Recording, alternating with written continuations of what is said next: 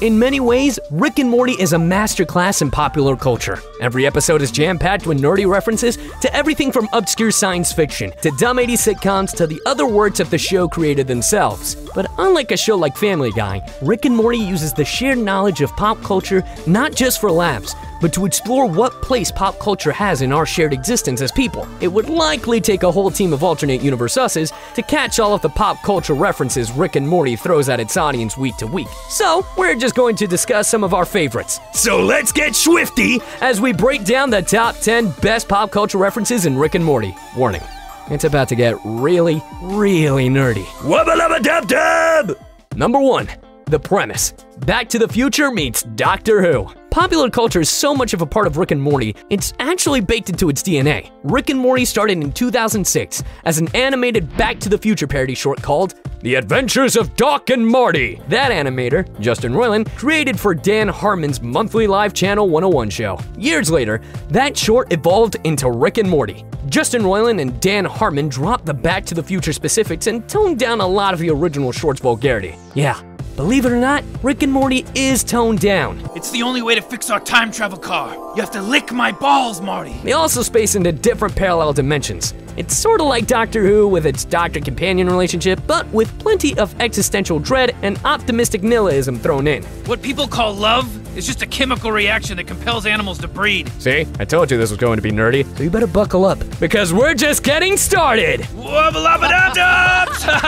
Yeah! Number 2. Lawnmower Dog. Inception meets A Nightmare on Elm Street. In Lawnmower Dog, the show's second episode, Morty gets a bad grade in math class. How does he solve that problem? He and Rick enter the dreams of his teacher to convince him to give Morty an A in class. What begins as a pretty standard Inception parody quickly escalates into madness, with Rick and Morty proceeding to jump into the dreams of the characters they encounter in the dreams, and then into the dreams of the characters in those dreams, eventually running into the evil Scary Terry, the spitting image of Freddy Krueger from the Nightmare on Elm Street franchise. Well, the spitting image if he had testicles dangling from his chin. Looks like some sort of legally safe knockoff of an 80s horror character. And yes, when Scary Terry goes to sleep, Rick and Morty enter his dreams too. It's the funniest part of an already really funny episode. Even as early as the second episode in the first season, Rick and Morty set the standard for how it would approach storytelling. A simple pop culture reference would be deconstructed, and then it would be blown out into absurdly based on its own internal logic,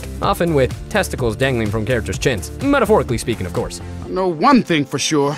I'm giving Morty an A in math. Number 3. Anatomy Park. Jurassic Park with a dash of Fantastic Voyage. In the episode Anatomy Park, Rick and Morty delivers one of their more straightforward pop culture parodies. Well, as straightforward as one can be that takes place in the body of a dead homeless Santa Claus named Reuben. You see, Rick has created a Jurassic Park-like theme park inside of the homeless Santa's body. After he shrinks Morty down and injects him into the Reuben's body, a La Fantastic Voyage, or the Magic School Bus, because Rick and Morty likes to layer its pop culture parodies. Things don't exactly go as planned. The Santa dies, and instead of dinosaurs, Morty has to escape all of the diseases and maladies that killed him before it's too late. There are several Jurassic Park parallels. Poncho is Dennis Nedry, and animatronic Reuben is Mr. DNA, and the finale with Hepatitis C and Hepatitis A echoes the T-Rex Raptor climax of the original film. Look, for Rick and Morty standards, this is about as straightforward a reference as you're gonna get, okay? Number 4. Rick Potion number 9. Love Potion number 9.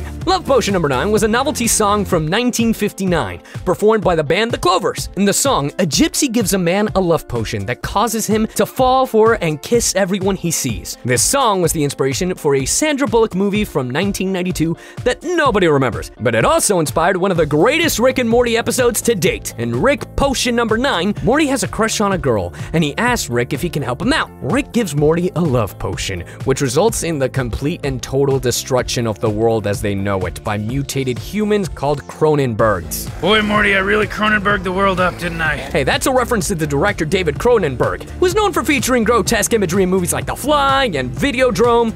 Sorry, where were we? All right, Love Potion number 9. Sorry, got a little sidetracked there. What's fascinating about this episode is that Rick and Morty don't actually fix the problem. They really do destroy their world. Sure, they find a similar universe to their own and move there, but they have to kill that universe's versions of them in the process. For an episode based on a silly song about gypsy potions and unwanted kisses, this is pretty heavy stuff. Number 5. Something Rickett this way comes. Rick isn't a nice man. He's so mean, in fact, that he convinces the devil to commit suicide out of a compulsion to one-up him. When the devil opens up a shop that gives people cursed items, Rick takes it upon himself to dissect every single Twilight Zone trope and destroy the whole concept of ironic mystical items. Rick uses his power of science to neutralize all of the curses these items hold and give people incredible powers without consequence, negating and possible lessons learned. He turns this into a mega successful business until he gets bored and torches the whole thing. It makes me wonder why no one in these kinds of stories ever tried to beat the curses, or try to use them in clever ways. Don't get me wrong, Twilight Zone is an important piece of culture, but seeing it ripped apart is also rewarding. Number 6. Rick's Minutes. Gazorpazorp Field. Gazorpazorp doesn't seem like the kind of planet that has a lot of mindless television based on what it is presented in Raising Gazorpazorp. But we find out in a later episode that they have their own version of Garfield. Because of course they do, right? In the episode Rick's Minutes, Rick rigs the Smiths family cable box to pick up every channel from every possible dimension. One of the shows they stumble across is Gazorpazorp Field. It's exactly like Garfield, but with a few key differences. Instead of hating Mondays, Gazorpazorp Field hates Mondays. Instead of loving lasagnas, Gazorpazorp Field loves enchiladas. And instead of passively putting up with John, Gazorpazorp Field berates him with a constant barrage of insults and profanity, which, let's be honest, he totally deserves. F you, John, you fucking dumb, stupid idiot. Stick around after the Garfield parody for an extended riff about Bill Murray and Lorenzo music. That is pure nerd catnip, or is it Gazorpazorp nip? Number 7.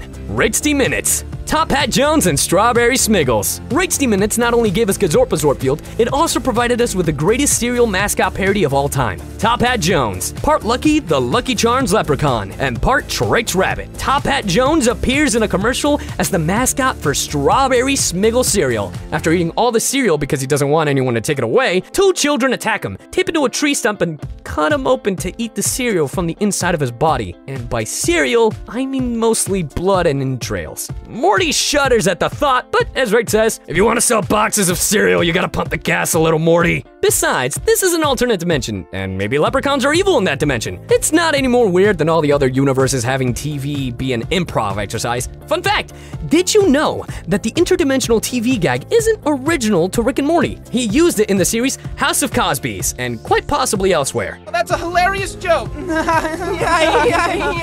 Number 8, Total Recall. Total Recall meets wacky sitcom characters. Total Recall is a movie about implanted memories and the question of what is and isn't reality. Total Recall is also that, but with a character named Mr. Poopy Butthole. In this episode, evil memory parasites have invaded Rick and Morty's home by giving their family false memories that they've always been there. The only way to tell the difference between who's real and who isn't is that the fake memories are all happy. The Smith family spends the entire episode killing everyone in their home who makes them happy, and with the exception of Mr. Poopy Butthole, they're evil memory parasites every time. Mr. Poopy Butthole, it turns out, is just a wonderful creature that no one has any bad memories about. It's a Rick and Morty sci-fi twist on the wacky neighbor sitcom trope, based on an Arnold Schwarzenegger movie told through the lens of a clip slow that ultimately is about how the people closest to you make your life miserable. From Rick and Morty, would you expect anything less? Number 9, autoerotic assimilation. Unity makes Community show for Rick. Before Dan Harmon co-created Rick and Morty, he was the creator of Community, a TV show beloved by critics and fans that struggled to find a foothold. The season 2 Rick and Morty episode, Autoerotic Assimilation, distills the entire Community experience in one brilliant scene of meta commentary. Rick is watching TV with his hive mind girlfriend Unity. Don't worry about it, it made sense in the episode. And it becomes immediately apparent what the show is on television. In just a few seconds, Dan Harmon deconstructs his old show, its fans, and himself as an artist. And it's also, really funny. Number 10, Look Who's Purging Now. The Purge. For those of you who missed them, the Purge movies are about an alternate reality where one night every year all crimes is made legal, and people capitalize on this with wanton murder. In the episode, Look Who's Purging Now, after crash landing on a planet the night of their yearly festival, it's the Purge. Rick and Morty end up embroiled in a great lampooning of the concept of the film and all of its ramifications, including asking how on earth any society could pitch the idea of the Purge to its citizens and expect them to go along with it.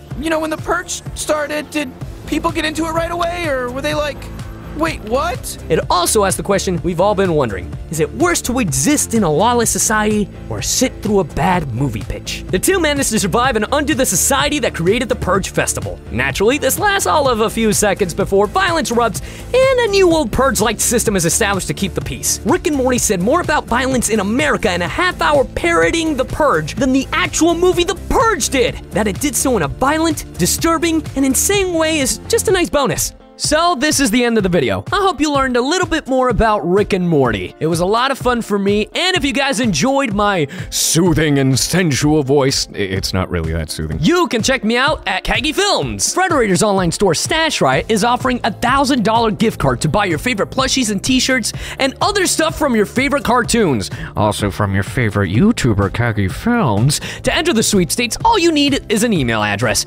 Contest rules and the application link is in the description below. Also, all shipping in the US is free, or if you are outside the US, Stash Riot is taking $5 off the shipping cost. Both these offers end on April 30th. Thank you for watching, and Frederator loves you.